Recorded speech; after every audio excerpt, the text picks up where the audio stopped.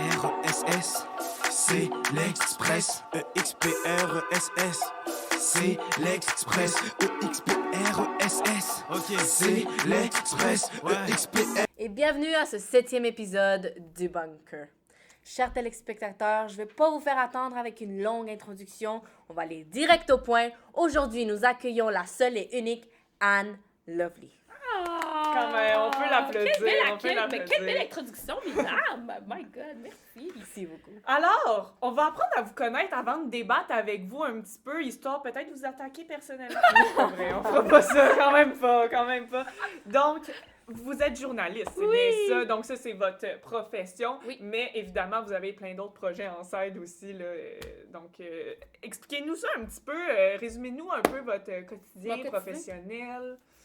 Ben oui, je suis journaliste à l'écrit, mais je suis aussi journaliste à la télévision, à la radio.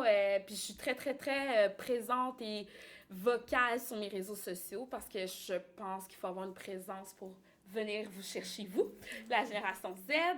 Donc, ma journée commence toujours par une espèce de revue de presse parce que quand on est journaliste, c'est hyper important de se tenir au courant de ce qui se passe dans l'actualité. Donc, je fais un tour de ce qui se passe au Québec. Après ça, je fais un tour de ce qui se passe au Canada. Puis après ça, je vais à l'international. Après avoir lu tous mes journaux digitaux, je vais commencer à écrire.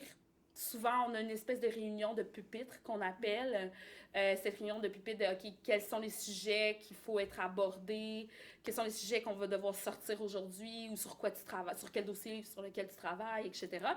Fait qu'on se fait une espèce de réunion comme ça sur Teams avec tous mes collègues. Puis après ça, ben, je commence à écrire sur un sujet X, Y, Z. Et donc là, après ça, souvent, je vais soit faire ma revue de presse sur mes réseaux sociaux parce que je trouve ça important de vous tenir informés parce que je trouve qu'il y a beaucoup de désinformations. Oui. Je trouve souvent que les gens ne lisent plus. C'est plus accessible de regarder les stories. Gens, là, exactement. Les gens ne lisent plus et je pense que c'est toujours plus facile, justement, d'écouter des vidéos plutôt que de prendre le temps de lire un article au complet pour comprendre X, Y, Z. Donc, moi, je me fais un peu la défendresse de ce journalisme-là, puis de résumer une nouvelle, surtout une nouvelle qui va venir nous toucher. Là. Je fais toujours comme un genre de top 3 parce que sinon, je ferais que ça sur les réseaux sociaux. Puis après ça, ben, souvent, je vais aller travailler sur mes projets personnels-ish, mais c'est parce que je suis souvent appelée, par exemple, aujourd'hui, à venir vous voir. Ouais. Fait que là, mon agente, elle va me faire une espèce d'appel aujourd'hui à Neuvy. Voici ce qui se présente à ton agenda. Il y a des jours que c'est super tranquille, mais il y a des jours que, c'est un après l'autre. Je dois me rendre à une école faire une conférence. Après ça, je dois me rendre à un photoshoot X, Y, Z. Puis après ça, je dois aller animer un balado. Fait que mes journées sont toujours différentes. Éclaté. C'est super c'est éclaté, beau. c'est super dynamique. Et donc, puis des fois, c'est ça, je t'appelais vite à Neuvy, on a besoin de ton opinion sur la diversité pour tel enjeu, viens à la télé. Fait que des fois, c'est des plateaux de tournage, comme des fois, c'est à la radio, comme des fois, c'est des podcasts, des balados. Fait que chaque journée est complètement différente. Sinon, je me consacre toujours à 2-3 heures d'écriture sur mes projets perso à moi. C'est-à-dire que je suis en train d'écrire une série. Une série télévisée, oui. Et donc être réalisatrice là, de la série. Ben, en fait, je te dirais scénariste. Scénariste, oui. Et quand on est scénariste, laissez-moi vous dire que c'est beaucoup de travail. Ben oui, j'en ai. Et donc, ouais, je passe au moins 2-3 heures par jour à rédiger sur cette série qui est présentement en développement. Puis sur laquelle je travaille pour qu'elle devienne en production. Fait que c'est ça, c'est à peu près ça ce que j'ai dit. J'imagine que vous n'avez pas le droit de nous en dire beaucoup sur la série. Mais mettons, vous pourriez la résumer en 3 mots. Comment vous pourriez nous la résumer? Ah, c'est bon comme question! Je vous funk sur le fait, même moi j'ai improvisé, c'était pas dans mes questions, là, j'étais trop curieuse. Les meilleures questions sont toujours celles qui sont improvisées, qui viennent du cœur, selon moi. Ben en fait, si je pouvais la résumer, c'est une série, j'essaie de pas trop en dire. J'ai dit 3 mots, hein? Juste 3 mots et on peut passer à la prochaine. Je dirais des riches qui rencontrent des pauvres. Oh! Okay. Riche rencontre pauvre. C'est 3 mots. Riche rencontre pauvre. C'est bon. Ok, c'est bon. Hey, good, On peut j'aime voir, ça. vous êtes J'aime vraiment ça. une femme occupée. Vous avez Ouais. plein, vous faites genre pas des multitâches, mais genre plein de travaux Ouais. différents. Ouais. C'est génial, mais comme toute personne, il y a toujours eu un commencement. Et on demande ça à presque tous nos invités. Et moi, personnellement, je trouve que c'est important parce que personne n'a eu la même réponse à date. Ben, est-ce que je me souviens, si je me trompe pas? Non, ben Alors, Tous des parcours différents. Exactement, c'est ce qui C'est amène quoi à la le question. vôtre? C'est Ouais. exactement, c'est ça notre question. Je commence par où? Ben, je vais faire un gros fast-forward sur mes études, comme ça, puis après Ouais. ça, je vais plonger directement en tant que journaliste. Comme vous, j'ai été à un super collège, collège privé, mais dans l'ouest de l'île. Et moi, je savais déjà très, très jeune que c'est dans les médias que je voulais évoluer, que je voulais travailler, que je voulais m'accomplir. Et donc, tranquillement, pas vite, comme vous, là, tu sais, ben nous, back in the days, ils n'avaient pas ça. Fait que c'était des journaux, c'est ça, c'était des journaux étudiants, puis on n'avait pas de réseaux sociaux. Fait qu'à l'époque, c'était vraiment le papier, puis on faisait avec les moyens du bord, là. Mais, fait que j'étais comme rédactrice à mon journal étudiant. Puis après ça, au cégep, je savais pas encore si je voulais aller en droit ou si je voulais, parce que mes parents, comme tout bon parent haïtien, ou John,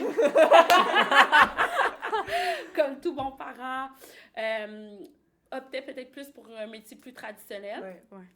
Fait que j'hésitais encore à aller entre le droit et le journalisme, mais finalement, mon cœur a vraiment penché pour le journalisme et l'animation.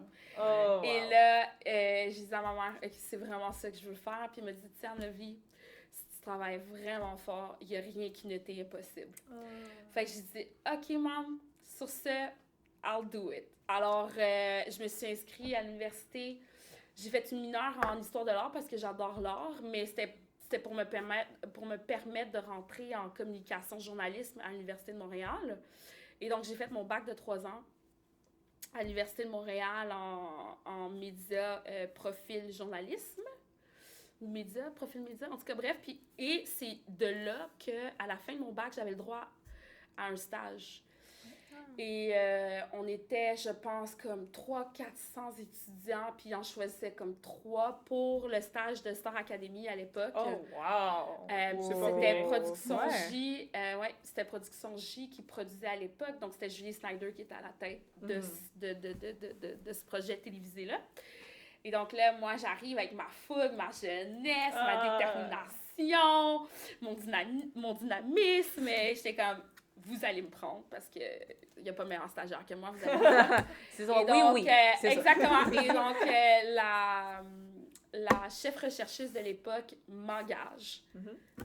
Parce qu'il faut savoir qu'à l'époque, les stagiaires, je ne sais pas si c'est encore comme ça aujourd'hui, parce que la génération Z, ce que j'aime de vous, c'est que vous mettez votre pied à terre, c'est-à-dire qu'on ne va pas abuser de votre jeunesse et de votre temps. Là. C'est comme, vous allez payer moindrement un petit cachet, mais à l'époque, c'était comme on était tellement prêtes à faire n'importe quoi pour avoir moindrement une petite chance. Que je travaillais des longues heures gratuitement. J'ai fait ça pendant toute la saison de Star Academy. Ça, c'était en 2009. Oui, je pense que 2009. Après ça, j'ai réussi à obtenir un autre stage pendant l'été en radio. J'étais celle qui amenait les dossiers de recherche à Mitsu à l'époque. Oh, wow!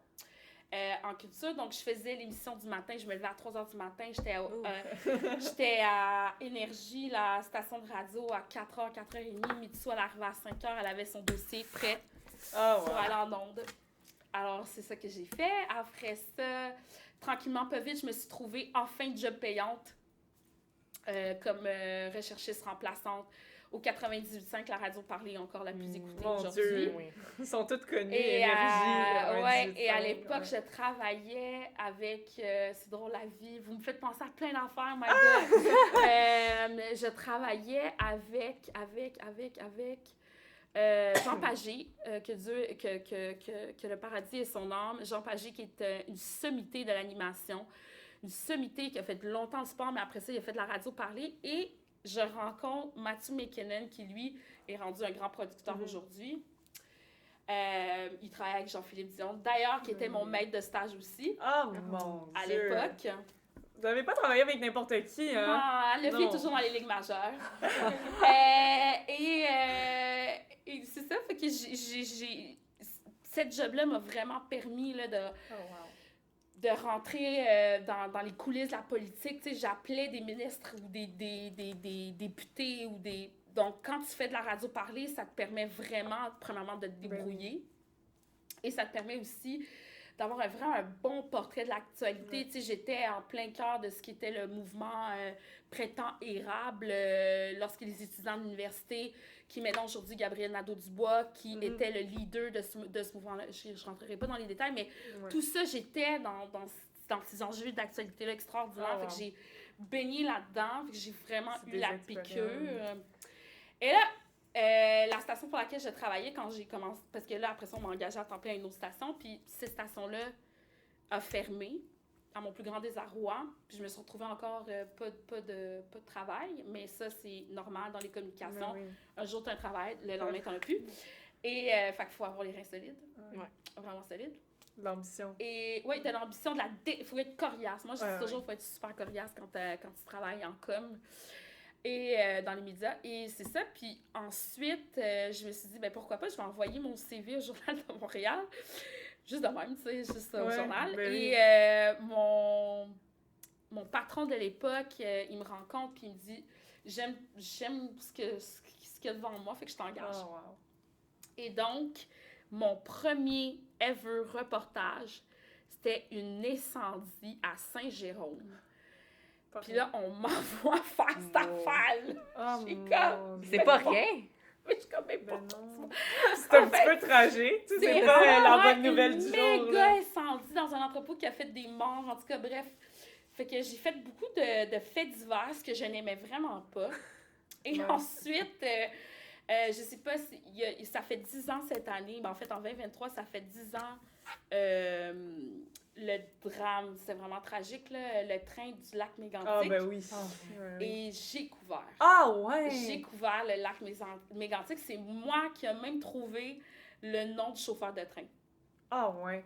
Wow. J'ai vraiment beaucoup parlé. Oh, mon Ben, Dieu. c'est super ça, bon, pour de vrai. On a appris à vous Oh, connaître. Un gros merci. On a vraiment hâte de débattre avec vous aujourd'hui. Je pense que vous êtes une personne très intelligente, donc c'est toujours intéressant là, de parler avec des gens comme ça. Puis un gros merci d'avoir accepté l'invitation. Merci de m'accueillir dans votre magnifique studio. Ben, on est vraiment contents. C'est vraiment un honneur de vous inviter ici. J'espère que vous avez, comme vous dites, vous allez être coriace pendant ces débats parce que on vous dit... On en a besoin. On en a besoin et on va pas aller... we're not going easy on you, OK? Parfait. Donc, on se retrouve pour les prochains débats. XPRESS, c'est l'Express. EXPRESS, c'est l'Express.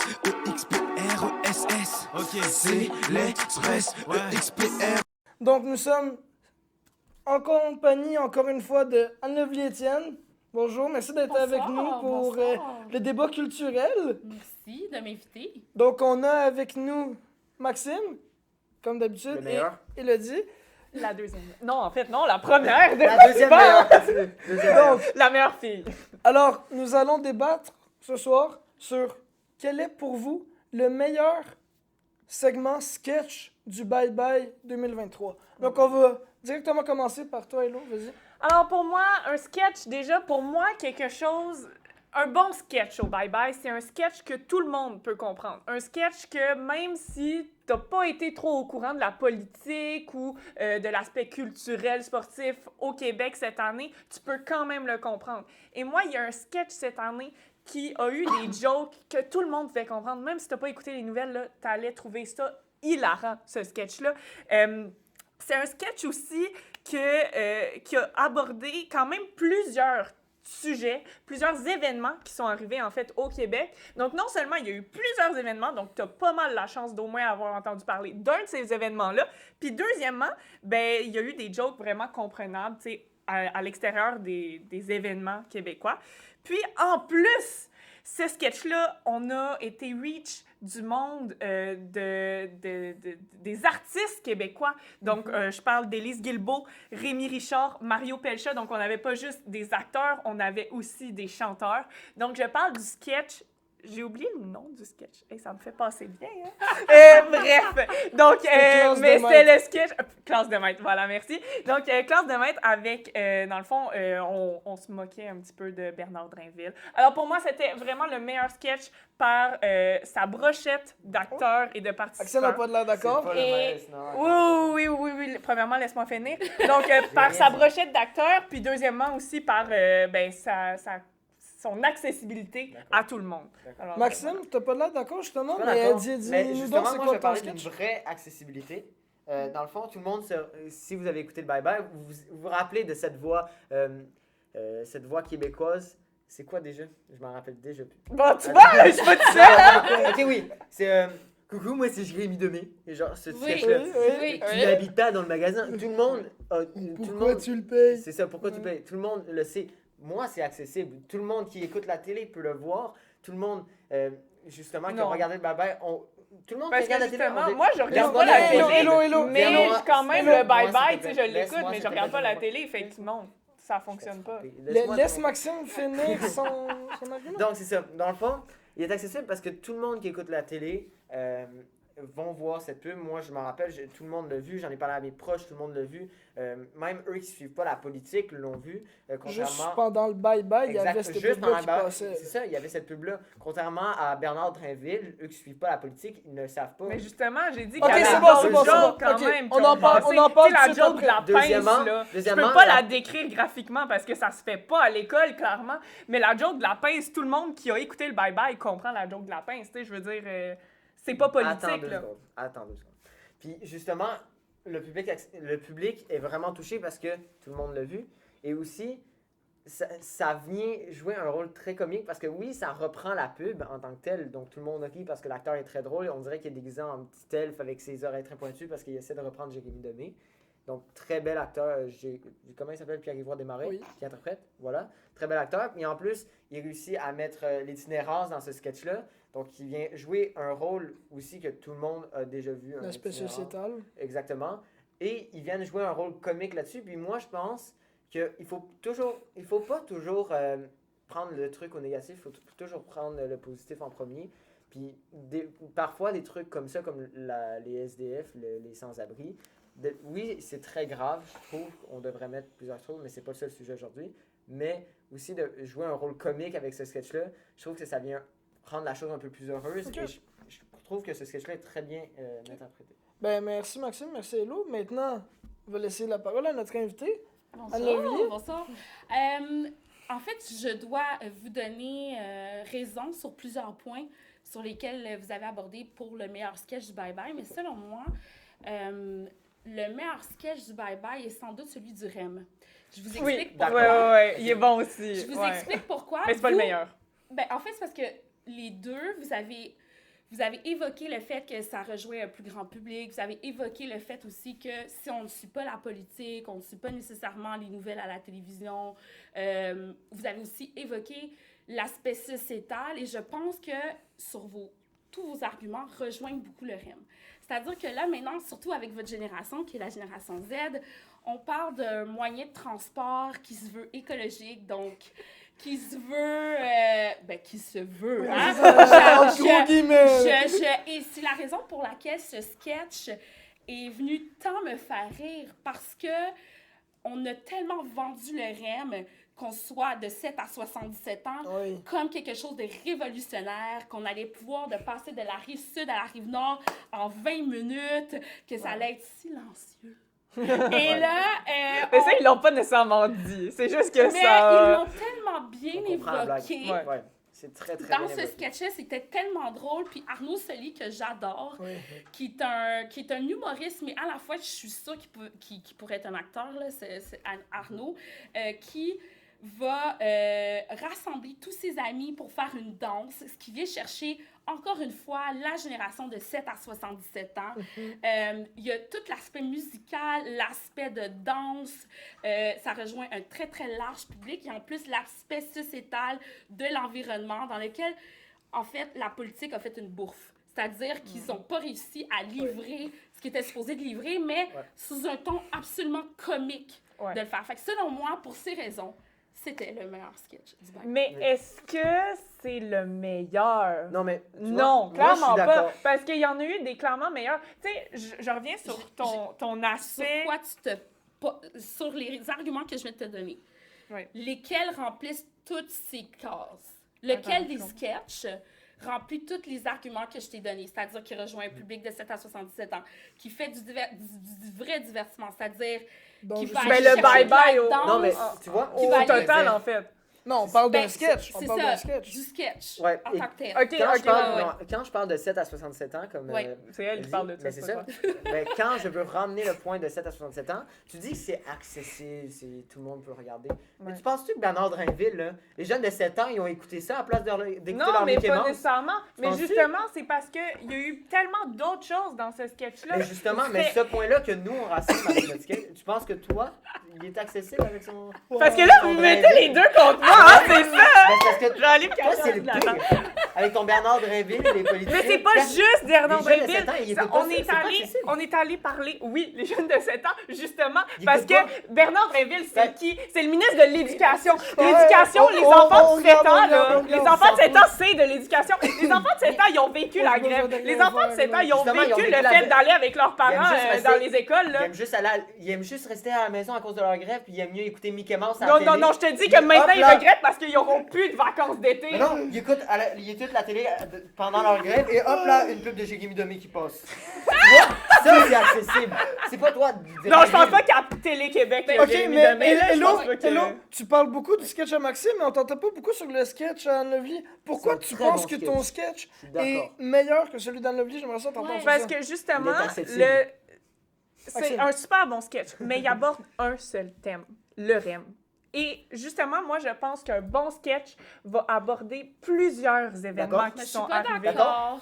Je Non, suis pas pourquoi? d'accord parce que je trouve que ça peut être éparpillé. Les gens peuvent parfois se perdre. Quand on fait un sketch et qu'on amène plusieurs éléments à le faire vivre, ce sketch-là, parce que oui, c'est le REM, on parle du REM, mais ça sous-entend aussi l'environnement, Mais ça sous-entend aussi C'est vrai. le manque de financement ou l'administration La mauvaise publicité, un peu. bâclée du REM, la mauvaise publicité, comment les gens n'ont pas été même capables de se situer pour aller prendre ce train qui se disait si révolutionnaire, tu sais. Fait que je pense que quand on met un gros thème, puis après ça, on attache comme des petites pattes d'araignée un peu au Mais corps. ils n'ont je pas trouve que ça abordé fait- ces termes-là Ok, mais nécessairement. tu vois- Ils ont fait une chanson dessus, mais ils n'ont pas dit « Ah, ils ont mal fait leur publicité. » Mais Ben oui, mais c'est parfois, ça, c'est hein. pas de Mais comprendre. c'est l'objectif de Mais est-ce que notre- c'est tout le monde qui va comprendre? Tu sais, Mais c'est vous l'objectif. êtes c'est très tout le monde qui va intelligente, regarder. vous êtes très intelligente, vous Oui, avez absolument. compris ça, mais c'est pas tout le monde qui a Ok, une c'est intelligence. l'objectif. Là. Et Un si je veux sketch. dire, Ben- par exemple, Jérémy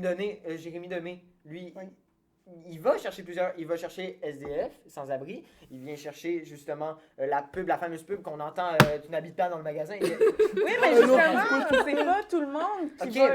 Ok, mais justement, toi, tu vas me dire que les jeunes de 7 ans, ils cares about, justement, les cowboys fringants. Ok, ça, je comprends, il y en a qui vont avoir connu les cowboys Mais fringants. ok, mais Ok, est-ce qu'à 7 laisse-moi ans, parler, t'écoutais le s'il te plaît. bye-bye? T'écoutais le bye-bye, puis tu comprenais public de tout. L'émission est C'est faite genre- pour 7 à 67 ans, c'est ça? Puis Voilà. je suis pas sûre que, justement, je reviens sur mon point, je suis pas sûre qu'à Télé-Québec, Télé-Québec. Québec, à Télé-Québec, je suis pas sûre que l'annonce de Jérémy Demé joue. Genre, je pense pas qu'un enfant de Il y a des 7 ans a émissions- vraiment il y a des films entendu sur cette TVA que les affaire-là, enfants là. ils peuvent regarder. Puis pourquoi ça serait sur Télé-Québec? Ben, Ouais. je J'ai confirme écouté que la Télétoon la publicité de nuit. Jérémy Demé, elle est sur toutes C'est les plateformes. partout. Ouais, C'est ouais. tellement connu, Meuble RD. Tout le monde. Oui, Oh oui, voilà, oui. là t'es down, hein. Là t'es KO. Ok, c'est bon. Maxime. Donc, je pense que tout le monde a bien pu exprimer son opinion quand même pendant ce débat-là. Donc, vous nous direz, vous à la maison, chers téléspectateurs, vous, ce que vous en pensez. Et je vous laisse aller regarder maintenant une publicité faite sur le football au collège. Mais là, attention.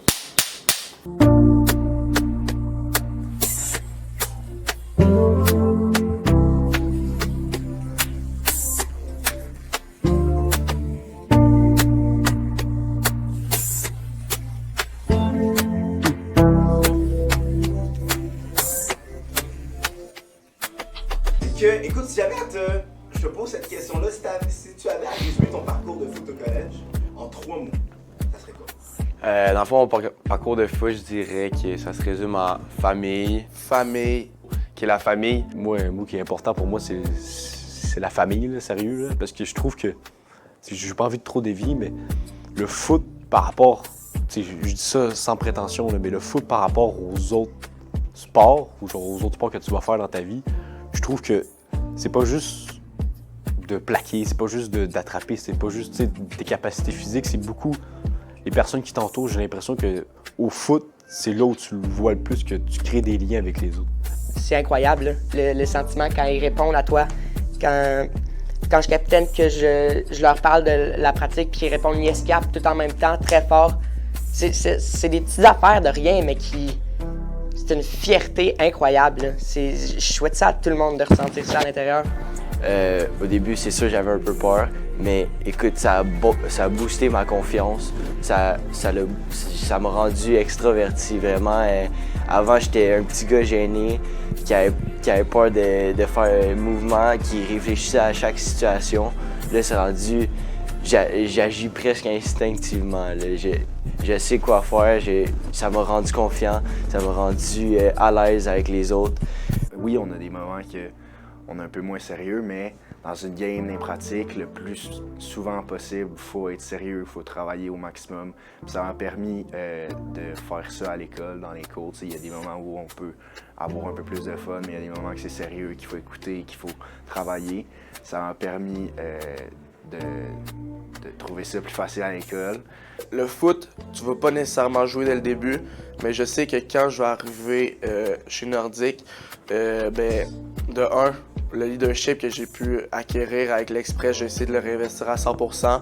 Puis mon travail, quand je vais rentrer sur le terrain, je vais être là pour travailler, je vais être là pour gagner mon poste puis pouvoir jouer le plus possible. Fait que je dirais que c'est ça que l'Express m'a amené, c'est le travail, le leadership. Il nous impose une grande rigueur, beaucoup de pratique, des games assez serrés, beaucoup de volume d'entraînement. Par-dessus le volume d'études qui est quand même assez conséquent au collège. Puis tout ça, ça aide vraiment à développer une rigueur, justement. On est sur quasiment 2 jobs à temps plein, c'est ça que j'aime dire. On est à 2 jobs à temps plein, on est des étudiants à temps plein, puis du football à temps plein. Fait que ça m'aide vraiment à développer cette rigueur-là, justement. Moi, je joue l'année prochaine au cégep, puis je m'en vais dans le D1. Fait que c'est un super gros... je vais vraiment devoir super réinvestir ce que j'ai fait. Cette rigueur-là, je vais devoir la réinvestir, puis c'est sûr que ça va m'être utile tout au long de ma vie. Là. Pour jamais abandonner, puisque c'est c'est pas en abandonnant c'est en abandonnant pas que tu vas devenir meilleur.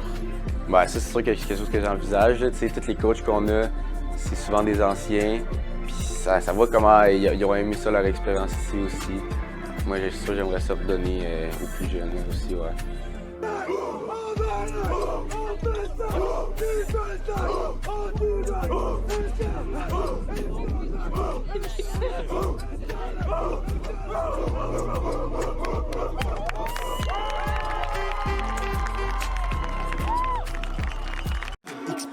EXPRESS, c'est l'Express.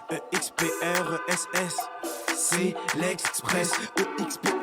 EXPRESS, ok, c'est l'Express. EXPR. Rebonsoir tout le monde. Nous sommes aujourd'hui avec Anne-Lovely, Étienne, Emmanuel et Maxime. Et aujourd'hui, ils vont débattre sur les 3 meilleurs shows de la mi-temps du Super Bowl. Donc, je vous laisse la parole. Je vais commencer si ça vous dérange pas en tant qu'invité. Et en tant qu'invité de la génération millénariale, je vais commencer par dire que mon top 3, c'est définitivement numéro 1, Beyoncé, parce que c'est Queen Bee. Puis après ça, je vous explique pourquoi. Numéro 2, je vais y aller avec Dr. Dre et ses acolytes. Je suis d'accord. Parce que ça a été une rafale des plus grands moments du hip-hop des années 2000. Fait que je pense que ça vaut vraiment la peine d'être dans le top 3. Puis numéro 3, je vais y aller quand même avec quelque chose de vintage, un grand qui n'est plus parmi nous, malheureusement. Je vais y aller avec Prince. Oui. Et donc ça va être pas mal mon top 3. Et Queen Bee, la raison pour laquelle je la nomme numéro 1, c'est qu'elle est probablement la première de son statut en tant que femme noire d'avoir libéré, en fait, d'avoir évoqué ce message du Black Lives Matter. Rappelez-vous qu'elle dans ses chorégraphies, elle a beaucoup envoyé le message de l'injustice que vivent les Afro-Américains. Et à travers sa performance, elle a aussi invité les Destiny's Child. Et pour moi, bon, ça fait partie, évidemment, vous regardez, j'ai des frissons. Ça fait partie de mon adolescence quand j'avais votre âge. Les Destiny's Child, pour moi, ça évoquait non seulement la représentativité, l'importance de la représentativité dans les médias, c'est-à-dire d'avoir des jeunes femmes noires avec des corps différents, avec une expression différente, avec un son différent. Et c'est ce qu'évoquait Queen Bee. C'est pas pour rien qu'on l'appelle Queen Bee. En tout cas, si vous n'avez pas vu son film encore, allez voir ça, vous allez être flabbergastés. Ça, c'est number one. Number two, pour Dr. Dre et Snoop Dogg et Eminem qui sont arrivés par après, oui, ils font l'essence de ce qu'a été le hip-hop durant les années 2000. Mais c'est au-delà de ça, je pense que le hip-hop a été capable, ce genre de hip-hop-là, a été capable d'être rassemblant. C'est-à-dire que autant que tu sois noir, que tu sois blanc, que tu aies 15 ans ou que tu en aies 45, c'est le genre de hip-hop qui nous a tous réunis. Puis tu peux pas entendre une chanson de Dr. Dre de l'album Chronic 2001 puis de pas faire juste ça. Qu'importe d'où tu viens, qu'importe l'âge que tu as. Et donc, je trouve que ça a été une belle façon de nous rappeler les meilleurs souvenirs de ce hip-hop-là, mais aussi pour votre génération, votre nouvelle génération, de découvrir ce hip-hop vintage très différent du trap, sans rien enlever au trap, mais qu'on est capable d'entendre aussi les paroles. Enfin bref, parce que le trap, des fois, je sais pas de quoi je parle. Et ensuite, numéro 3, Prince. Prince était au stadium des Dolphins à Miami. Et Miami, c'est une de mes villes préférées. Soit dit en passant, si vous n'êtes jamais allé, il faut que ça fasse partie de votre bucket list. Et ce stade est extraordinaire pour les effets spéciaux que Prince a été capable de mettre à l'avant-plan, dont Purple Rain, quand la lumière se mélange avec la pluie qui descend carrément sur le stage. Et Prince est un modèle non seulement pour la communauté LGBTQ+, même s'il disait ne pas en faire partie, mais aussi pour la communauté noire. Fait que pour ces raisons, voilà pourquoi ce sont mes top 3 de Super Bowl. So give it to me, baby! Moi, honnêtement, je croyais que mon top 3 il allait être un peu différent que le reste, mais honnêtement, mon top 1, Beyoncé, c'est juste tellement iconique avec genre tous les effets spéciaux qu'elle a utilisés. Quand les deux autres membres de Destiny's Child font juste genre pop out du stage, c'est juste tellement genre... c'est tellement genre plein d'énergie, puis elle fait tout ça, puis on dirait qu'elle comme... on sait qu'elle lip-sync pas, mais on dirait qu'elle lip-sync parce qu'elle a tellement genre d'énergie, puis... elle a l'air d'une déesse. C'est dur à battre. C'est ça, fait que moi c'était ça. Au début, j'hésitais de la mettre numéro 1, mais j'ai juste réécouté le halftime show de là, puis j'ai dit non, ben là, j'ai pas le choix de la mettre numéro 1, j'ai pas le choix. Ensuite, mon numéro 2, c'est plus quelque chose... Ça varie des personnes, mais moi aussi, j'ai comme un attachement plus personnel avec ce Super Bowl-là. C'est le show de mi-temps de Katy Perry. Moi, personnellement, j'étais à un temps où j'adorais Katy Perry. Katy Perry, j'ai toujours été quelqu'un que j'aimais. Puis ça a juste... Il y a tellement de moments... Il y a des moments, genre, encore iconiques qui sont sortis de cette performance, comme quand il y a un bout quand elle chante California Girls, où elle fait juste dire « sing it », puis le stade au complet, tu les entends toutes, genre... À travers le micro de Katy Perry, tu les entends toutes chanter. C'est tellement comme... magique pour moi. Wow. Puis le fait que juste rentrer sur un gros tic de 3 étages. 3 étages. Puis-je vous dire, 3 étages. Ça m'a juste impressionné. Puis aussi, c'est juste le fait que mon père était là pour, genre, tout witness ça. Ça a juste, genre... Ça a apporté une touche personnelle pour moi à ce Super Bowl-là. Fait que c'est pour ça que c'est mon top 2. Puis mon top 3, c'est Prince. C'est Prince! C'est d'accord avec Il moi, c'est doit pour ça, être moi. dans cette liste-là. Ouais. J'hésitais de le mettre dans mon top 3. Oui, je suis pas avouée, mais c'est Prince. Il est tellement iconique. Purple Rain, c'était magnifique. Puis juste le fait que le Super Bowl, le filmage du Super Bowl a pas été mis sur YouTube ou sur aucune plateforme jusqu'à sa mort, ça prouve que les personnes s'en rappelaient tellement sans avoir une vidéo de ça qu'il devait être dans la liste. Il devait. C'est un icône, là. Je te vois un peu Mais- hésitant, Maxime. mais- J'aimerais Non, bien mais entendre c'est parce ça que dans je sais le temps. mais c'est parce que je suis pas un très grand fan du Super Bowl déjà, puis je veux dire, je suis la génération qui a commencé à écouter à partir de Justin Timberlake, donc j'ai peu de choix. D'ailleurs, on ne fera jamais partie du top 3. Oui. Exactement. Exactement. Comme selon, des moi, comme selon moi, Beyoncé, mais ça, c'est pour moi. OK? Ah! Honnêtement, honnêtement, je suis plus un gars d'effets spéciaux, de Ok. scène. Pas, la musique, j'aime beaucoup. C'est pour ça Oui. que j'ai mis Dr. Dre et Snoop Dogg en premier. Parce Ok. que le hip-hop, ça fait partie de ma génération. J'adore ça. On a oublié aussi Kendrick Lamar, Oui. qui fait Elle était là encore aussi. Insane, justement, qui est de notre génération. Donc, ça vient rassembler toute la génération des hip-hop, du old school, que même moi, j'écoute encore beaucoup, jusqu'à Kendrick. Incroyable. Je pense, c'est-tu tout un label qui avait... Oui, C'est ça. oui. Donc, qui rassemble ce label-là. Et j'ai trouvé le show Insane avec le gros camion. On dirait que c'était comme un gros... Fou. C'était fou. Donc, ça, directement, c'est mon premier. Deuxièmement, là, je suis vraiment dans les effets. C'est pas de la musique, mais je vais mettre The Weeknd en deuxième. Juste pour les effets. Parce que je me rappelle quand il rentre dans le truc tout en or, puis les plans de caméra sont fous. Quand il se met à chanter aussi, il y a une voix, on dirait, comme Blinding the Lights. C'est ça la chanson? Blinding Lights. Blinding Lights, Ouais. ok. C'est ça, c'est quand même une musique qui rentre dans la tête, qui passe encore à la radio aujourd'hui. Et c'est pour ça que je l'ai mis en deuxième position. Et en troisième position, encore pour un peu l'histoire en arrière du spectacle, j'aime pas la musique, j'avoue, mais le spectacle de Rihanna l'année passée, j'aime pas la musique. Malade. Mais l'histoire en arrière qu'on a apprise parce qu'elle était enceinte et c'était comme... en tout cas, l'histoire, quand on le découvre, on est comme, ouais, c'est quand même bien pensé, pensé. Les étages qui montent, qui descendent, les plans de caméra quand ils se mettent, quand ils passent dans les chanteurs. Ça, je trouve ça fou, c'est pour ça que je les mets en troisième position.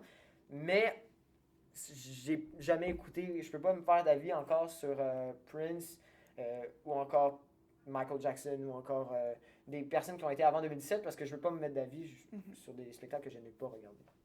Donc voilou. Voilà. Mais Wow. qu'est-ce Ouais. qui fait, selon vous, si vous vous basez... OK, toi, c'est Oui. probablement sur les effets spéciaux Oui. uniquement. Mhm. De ce que j'ai compris, toi, c'est bien sûr ce que ça t'évoque comme musique, qu'est-ce que ça t'évoque comme sentiment en tant que téléspectatrice, puis les souvenirs que ça évoque avec ton papa. Moi, c'est overall, pour moi, un spectacle de Super Bowl qui va jamais être détrôné dans l'histoire, c'est que ça évoque historiquement aussi. Mais c'est pour ça que j'ai mis top 1 le hip-hop. Oui, exact. C'est historique, Parce que ça old fait du school, là. sens. Ça, C'est c'est ça. fou. Je comprends même pas pourquoi tu l'as pas mis dans ton top. Est-ce qu'on peut en discuter, ça? Il était... C'est un des meilleurs shows. OK, parce que moi, personnellement... Ouais. C'est plus une girly... Pardon. OK.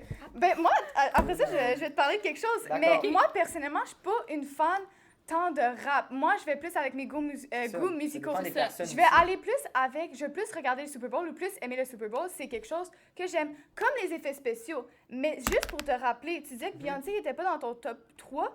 Mais quand Beyoncé, elle a tellement d'utiliser d'effets spéciaux qu'elle a causé un blackout. C'est vrai. Si tu me dis qu'elle n'utilise pas assez d'effets spéciaux puis que les autres utilisent plus d'effets spéciaux... C'est parce que j'ai jamais regardé Beyoncé, je peux pas dire. OK. Moi, j'essaie de dire, mais T'as une selon raison. mes affaires, mais... Mais Beyoncé Voilà. aurait dû faire partie de top 3 parce qu'elle a raison. Si je l'aurais écouté, peut-être. Oui.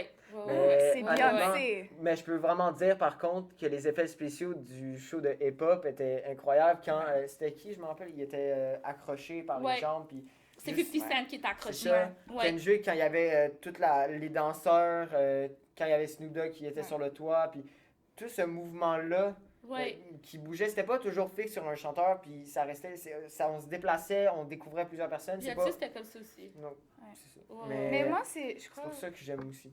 Une autre raison pourquoi j'ai pas les rappeurs dans mon top non plus, c'est que c'est pas... C'était quand j'ai entendu les noms dans ce temps-là. C'est quand qu'ils l'ont fait? C'est 2022 ou 2022. 2022.